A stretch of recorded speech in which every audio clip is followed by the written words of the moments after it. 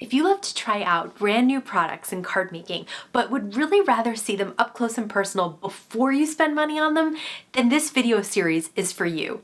Hi everyone, I'm Rebecca Keppel, and this video is the latest episode of my favorite YouTube series, New and Must-Have Crafty Supplies, where I try out a bunch of different new products and then share the ones that I love with you and how they work in card making. I've been collecting for today's video for a little while, so I have everything from new distress mica stains to a new white pigment ink from the stamp market to embossing folders from Gina and Altenew, and so much more. Stick around to the end of this video because I'm going to feature a product that I shared in a previous New and Must-Have Crafty Supplies video that I still love. So first, let's take a look at these new products and I'll share how I like to use them. First up, let's take a look at the Distress Mica Stains from Holtz for Ranger. So this is the whole release from this year. Last year's release were different colors. You'll be able to grab them next year if you didn't get last year's release. They're going to be every other year. But for now, let me show you the whole release from this year. These are both Halloween releases, 2 3-bottle sets of those, and 2 3-bottle sets of Christmas releases. And it really creates a nice rainbow with some neutrals at the end. So I'm just going to spray each color so you can see.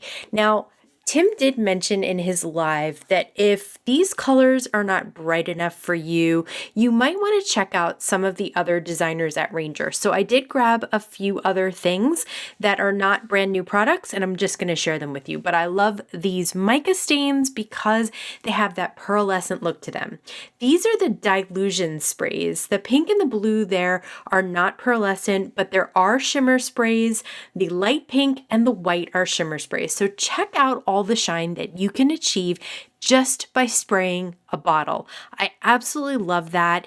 It just takes a little while to dry. You can heat set them if you want to, and they really create gorgeous backgrounds. One thing I love to do with these mica sprays is just create an entire background with one color, and you can see the depth and dimension you get by having a darker color or more of the color on certain spots. That's how it dries though. How gorgeous is that?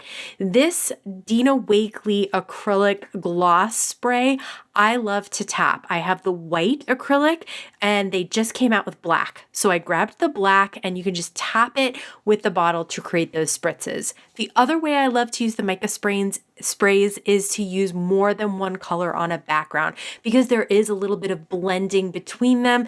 They do stay wet for long enough to kind of mix and just go into each other. This is my first time getting distress crayons, and these are the pearlescent ones. I really love these. I think they're so smooth and so much fun to play with. So it almost feels, it's even smoother than a gelato, honestly. They are just like a creamy lipstick going on, and you can use your finger to kind of blend out any harsh lines if you want to. These are so much fun, and I definitely really like the pearlescent aspect of these colors. So these are the same colors as the set of mica sprays for Christmas this year that has the pink, blue, and that minty green look. And I'm just throwing color down on regular old Nina Solar White cardstock. Now you could use a smoother cardstock and maybe get more movement with your finger when you're blending.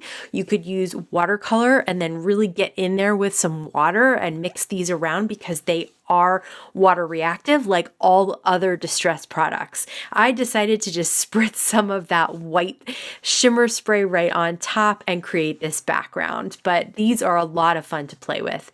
Another element in the new Ranger Holtz release is this grit paste in this snowy white color. So I'm just gonna lay it down on some cardstock so you can see all that texture that you can get just by flicking it down with a palette knife.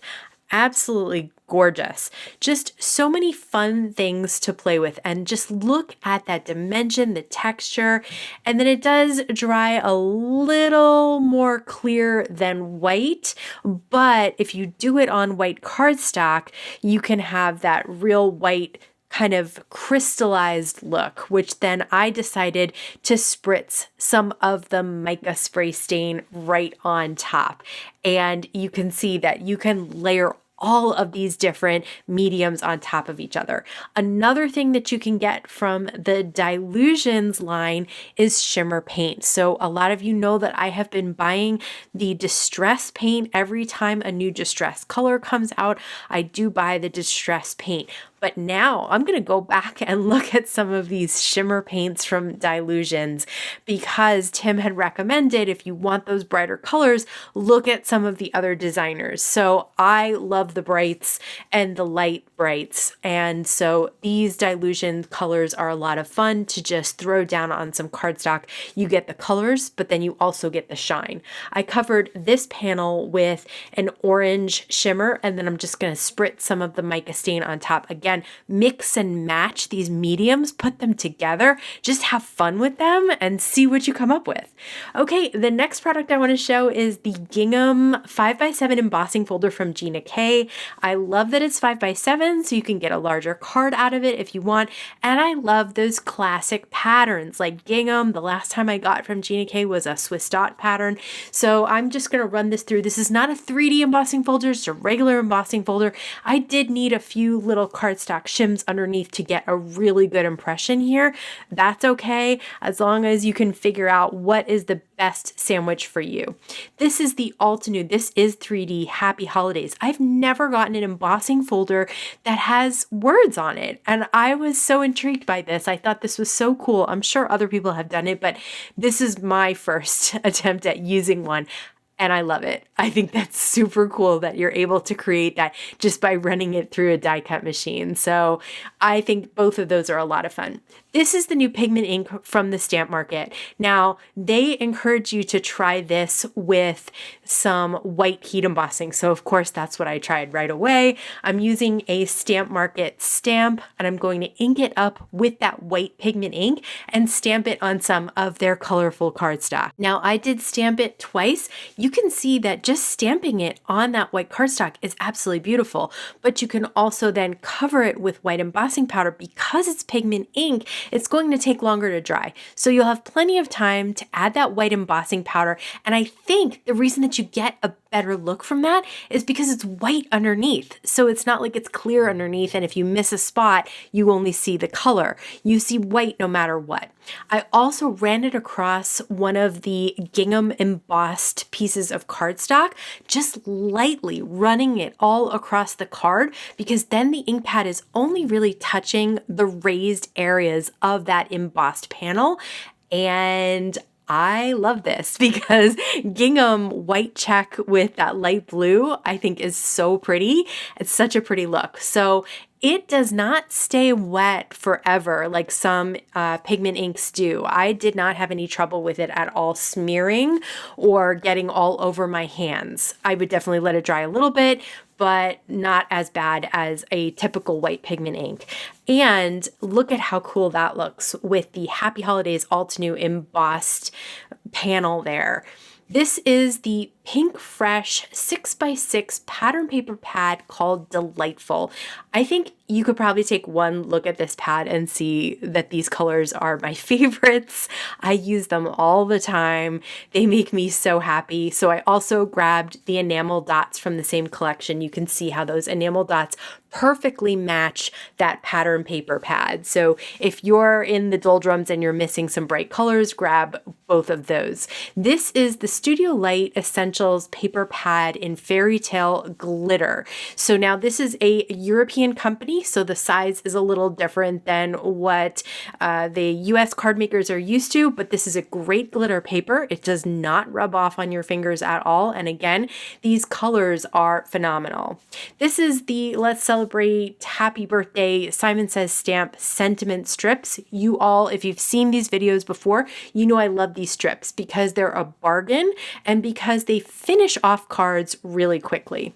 These are the Studio Katia gold discs, the disco, I think they're called gold disco discs, and they are so much fun. Different sizes, they're flat, which is different, and they have that glittery aspect to them. These are the PinkFresh glitter drops in blush. So these come in different sizes as well, and I love this color. They also have flat backs and a slightly raised or gem look to the top. Now that you've seen this whole assortment of new products that I'm working with today, let me share how I turned these backgrounds and products into cards. So this card is made with the distressed crayon background. I did trim it down enough that you could see the gingham embossed background cardstock behind it. And then I just trimmed down a sentiment strip to fit right across that distressed crayon front. And I'm going to adhere those all together. Last but not least, I'm going to use the Studio Katia embellishment tool and some Ultra Bond liquid glue from Thermoweb to adhere some of those blush gems. You don't need much to finish this off because that background is shiny. For this card, I'm using the gingham background with the white ink over it, some pattern paper from the PinkFresh pad.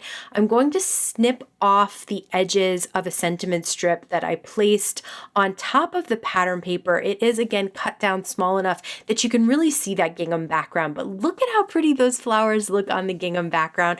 That was just one of those happy accidents where you kind of look at the pad and you go, okay, what can I use this with that I'm already working with? It didn't seem to work with the sprays, but wow, that gingham background I think looks so cute with flowers. And then I'm just going to add the matching collection of enamel dots to those corners of the diamonds that are drawn around the flowers, and lots of different colors of those enamel dots on one card, just to add a little bit of dimension and shine. Really, this is a very simple card, so it's fun to have these little dots on top just kind of popping up. This card combines the white heat embossed that we did with the sentiment and the white pigment ink, and it also combines some glitter paper, and it combines the Altenew embossing folder and that white pigment ink on top. So just pull these all together. This is a more traditional red and green holiday card. I love the sending cheer popped up over the happy holidays background.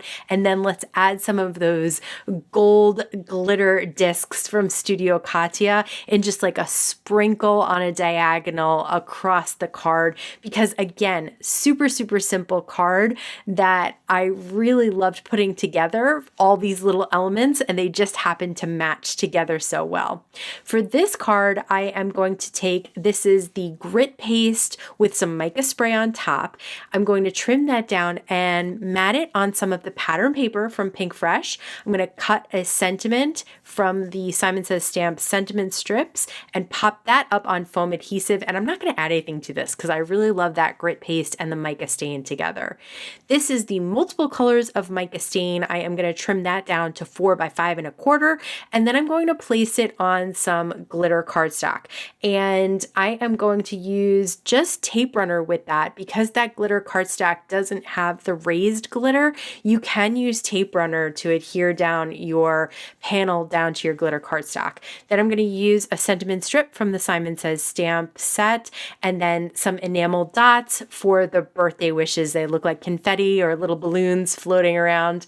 For this one, I did trim down the panel that we had put the shimmer paint on, and I put that and matted it on some glitter cardstock. And now I'm going to use some chipboard and die cuts from the Spellbinders Oh What Fun card kit. So if you haven't seen that video, I will link to it up here, but it just has the same colors that I'm talking about how much I love in that kit. So if you love those colors too, I would definitely check out Oh What Fun. They also have some add-ons, stickers, and things like that. Again, just a couple of cute little elements to complete that card as well. Next up, I am going to use some of the mica stain on black cardstock, and that's because I'm making a Halloween card. This time I am going to heat set it instead of just letting it sit out, and then I'm going to die cut this web. This die is from Pretty Pink Posh, so I'm going to cut out this web. I love the little stitch lines on the web, and check out all that shine that you get from the panel background that we already created with the mica stain and then the flicks of the acrylic spray as well. I'm just going to adhere down that web to that background and then put some acrylic blocks on it to keep it in place and make sure it dries. I'm going to add a couple of dots to a little spider that I cut out of some black foam and add some little googly eyes to him. Add a little bit of liquid adhesive behind a boo die cut. These are all from Pretty Pink Posh, and that will easily complete this card. But just check out the interest in that purple background with the acrylic splatters to it. I decided I wanted to try a little bit more of the Pigment white ink stamping and heat embossing and see how it works with some images like this. So these ghosts are also from Pretty Pink Posh. I stamped them in the Pigment ink and now I'm covering them with the white heat embossing powder and then melting that with the heat tool. And then I'm going to cut them out with the matching dies. I did the same thing for a sentiment that's in that stamp set. And now I'm just going to pop everything up. You can see I cut down that orange painted panel with the spritz of mica stain on it. I popped up 3 ghosts and the sentiment, and then I'm going to put those blush gems from PinkFresh Studio. I'm adhering those down using the Studio Katia embellishment wand to pick them up, and then using little dots of Thermoweb's Ultra Bond liquid glue to hold them and adhere them into place. Sometimes I forget to add this section, but I really want to share a product that I've been using that I featured in a previous new and must-have crafty supplies video, and that is the Stamp Market's blending brush. You may remember me using these little blending brushes from the Stamp Market. I mentioned before, I'll say it again, I purchased these. They were not sent to me. I just really like them. I would continue to use them to see that I could really get a smooth blend from them. So I purchased more of them because I wanted one for orange. I wanted one for like a true green, not a mint. And then I wanted a light purple. So now I have kind of a full rainbow here of brushes. So I just wanted to share again how smooth of a blend you can get. I am using Stamp Market inks as well. You can use any inks you want, but I happen to really like the way the Stamp Market inks blend with their brushes. I think they blend really beautifully and they have some really bright, pretty colors. So I started with rosy and then I am going on to melon for the orange, and you can see how where the colors overlap, they're really blending together nicely. Then I'm using sunshine, and you can also see that I did emboss this white cardstock first with the Gina K gingham embossing folder. So we're gonna end up with a rainbow panel that is also gingham, and that's just something fun that you can do with embossed backgrounds. Is you can color them, you can ink them, and you can create a whole rainbow if you want to, which is just a neat look because you don't typically see a gingham rainbow out there in the world. So last up, I'm using Wisteria. And I love this panel. I love how smooth the blend is, how smooth of a blend you can achieve using those brushes. So I still highly recommend them, and I have bought a few more as well that I'm going to continue to use. You'll see them pop up in other videos and such. So I'm just going to accent the sentiment, which is from the Simon Says Stamp birthday sentiment strips, with some of those enamel dots because I really just want that rainbow background to steal the show. Now that I've shared my favorites from this month, let me know which of these caught your eye, which is on your wish list. Let me know in the comments below. As always, I want to thank you so much for stopping by and spending time with me today. Please stay safe, stay healthy, and I'll see you again soon. Noises from that room, there's noises from that room. I really should have gone up early before all the teenagers were awake. I think that's good, and I think it must be in focus because the little boxes are on my face. The last time I checked, the first 2-3 minutes was all a blur. I'm talking, you could hear me, you could not see me. I can't tell if it's blurry or not.